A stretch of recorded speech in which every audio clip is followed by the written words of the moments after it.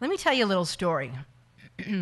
On one of my trips to South Sudan, in fact, when I go back in the fall, knock on wood, if I can get in, this will be my 10th assignment there. And I've been to South Sudan and before that Sudan almost 10 times. I was actually going on this particular trip to a location called the Nuba Mountains. It's a place where a genocide is happening and the world is not paying attention. It's technically Sudan now. So it's Sudan, South Sudan.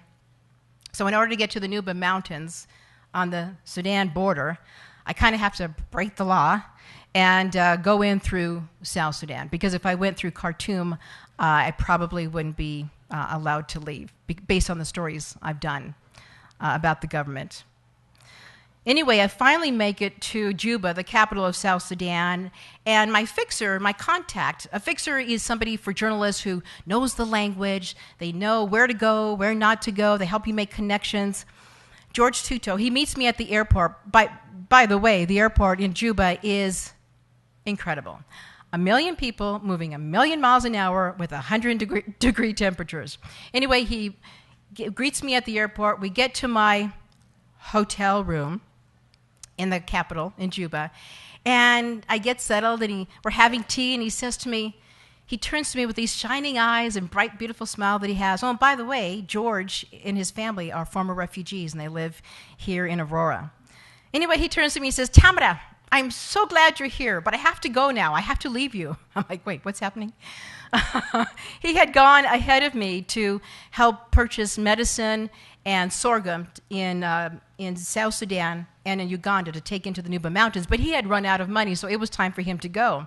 So I'm like, what's happening? So don't worry. I'm going to leave you in the hands of the SPLA, the Sudan People's Liberation Army. Okay. Well, I've come this far. I'm not turning back now. So I jump in about 2 or 3 trucks with about 15 young men, and we head out to the bush, into the country. Here we go. I get to sit by the window. Great! So as it starts raining, because now it's the rainy season, and when it rains in South Sudan, it's just a deluge.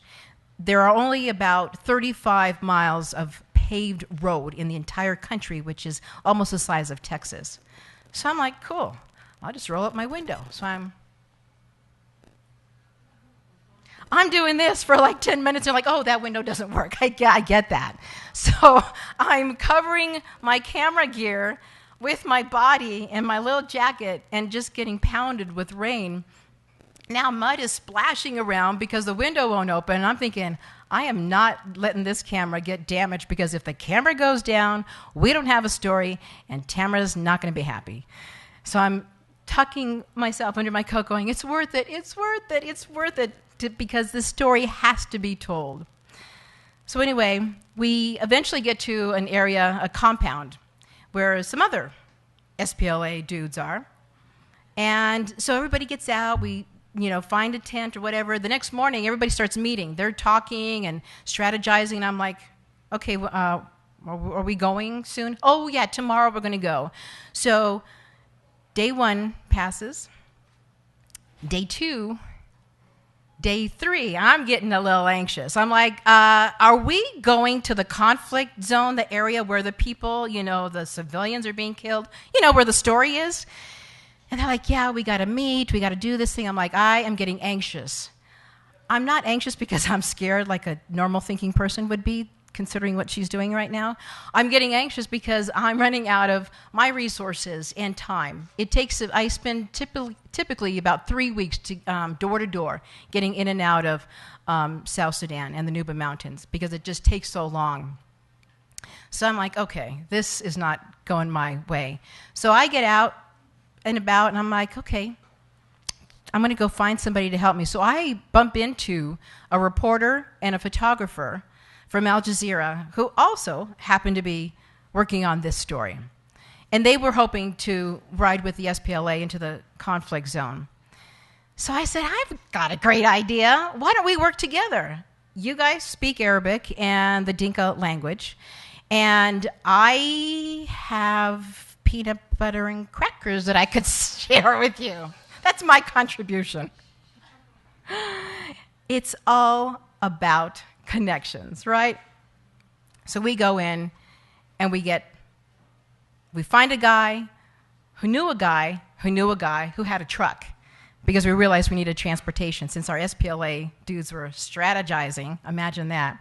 So we headed to the conflict zone in the front lines in these villages where people, civilians, children, women, and men are being killed because of the color of their skin, because of their religion.